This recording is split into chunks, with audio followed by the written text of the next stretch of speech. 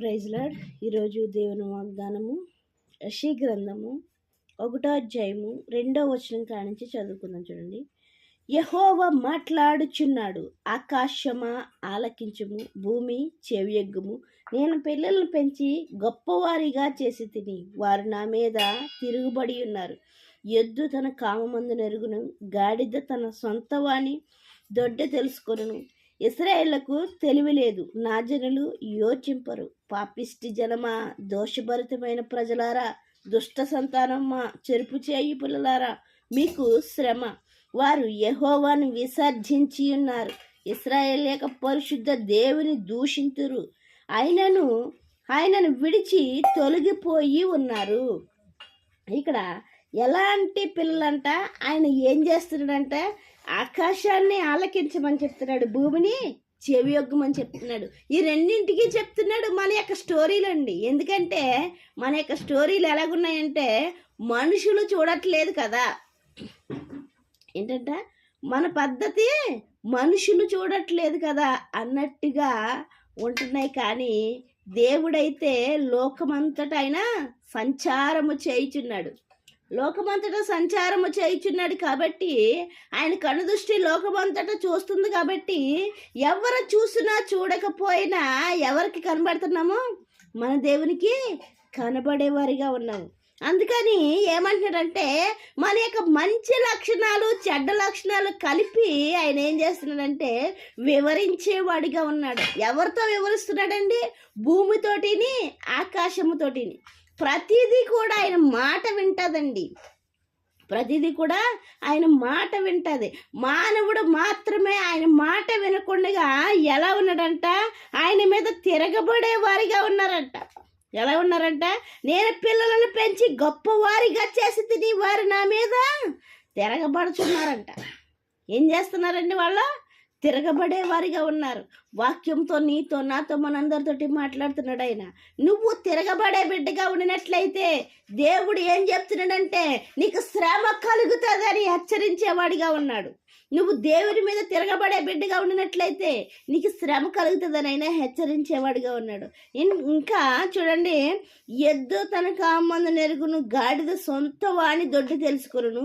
ఇశ్రాయేలుకు తెలివి లేదు, నా జనులు యోచింపరు. అసలు తిరగబడ్డానికి కారణం ఏంటంట? వాళ్ళ దగ్గర ఏమి లేదంట, తెలివి లేదంటండి. తెలివితేటలు గల వాళ్ళు అనుకుంటున్నారు అంతే. నాకు జ్ఞానం ఉంది, నేను అన్ని సాల్వ్ చేసేయగలను, ఎక్కడుండి కూడా సాల్వ్ చేసేయగలను, ఫోన్లోనైనా సాల్వ్ చేసేయగలను అని అనుకుంటున్నారు. కానీ వాళ్ళకి ఏమి లేదండి, తెలివి లేదు. తెలివి లేక, జ్ఞానము లేక, ఆ పనికిరాని జ్ఞానముతోటి పనికిరాని పనులు చేస్తూ దేవునికి విరోధముగా ఉంటూ దేవుణ్ణి ఏమంటున్నారంట? విసర్జించే వారిగా ఉన్నారంట. దేవుని మీద తిరగబడేవారుగా ఉన్నారంట. అసలు దేవుడుంటే నా జీవితం ఎందుకు ఇలా ఉంది? అసలు దేవుడుంటే నాకెందుకు ఇన్ని కష్టాలు? అసలు దేవుడుంటే అసలు నా పరిస్థితులు మార్చొచ్చు కదా అని మాట్లాడేవారుగా ఉన్నారంట. ఏం చేస్తున్నారండి? మాట్లాడేవారు, తిరగబడేవారుగా ఉన్నారంట. ఇంకా ఎలాంటి వారిగా ఉన్నారంటే, పాపిష్టి జనమా, దోషభరితమైన ప్రజలారా, పాపము చేస్తూ మాట ద్వారాగా, చూపు ద్వారాగా, పనుల ద్వారాగా, నడకడ ద్వారాగా, తలవంపుల ద్వారాగా, ప్రతి రూపంలోని దేవునికి విరోధముగా పాపము చేస్తూ ఎలా ఉన్నారంట? పాపిష్టి జనమ, దోషభరితమైన ప్రజలారా అంటున్నాడు. ఒంటి నిండా దోషాలే, ఒంటి నిండా పాపాలే. లేచిన కానించి అవతలని నాశనం చేయాలన్న ఆలోచన తప్పించి నీవుగా నీతిగా నిజాయితీగా ఎదగాలన్న ఆలోచన లేదు. అవతల విషయాల్లో ఏలు పెట్టడమే తప్పించి నువ్వుగా నీ కుటుంబంలో ఉన్న సమస్యలను తీర్చుకోవడానికి న్యాయంగా ప్రవర్తించేదానిగా లేవు. ఇక్కడ ఎలాంటి దుస్థితిలో ఉన్నారంటే, దోషభరితమైన ప్రజలారా, ఇలాంటి వాళ్ళని ఎవరి సంతానం అని పిలుస్తున్నాడు? దుష్ట సంతానమా, చెరుపు చేయి పిల్లలారా, మీకు శ్రమ అంటున్నాడు. ఎవరు సంతానం అయిపోతున్నారంటండి? దుష్ట సంతానము. ఇంకా ఎవరు పిల్లలు అయిపోతున్నారంటే, ఎలాంటి పిల్లలు అయిపోతున్నారంట? మీరు చెడిపోయేది కాకుండా మీ పక్కనున్న వాళ్ళు కూడా ఏం చేస్తున్నారంట?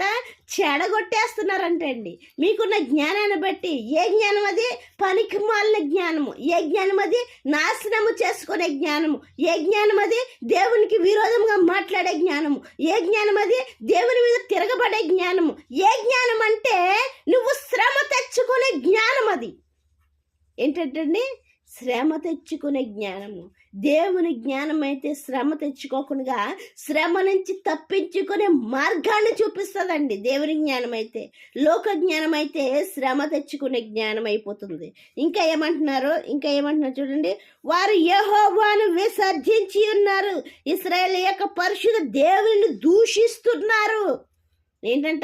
ఏం చేశాడు అసలు నాకు దేవుడు అని దేవుణ్ణి ఏం చేసేవారిగా ఉన్నారంట? దూషించేవారిగా ఉన్నారంటండి.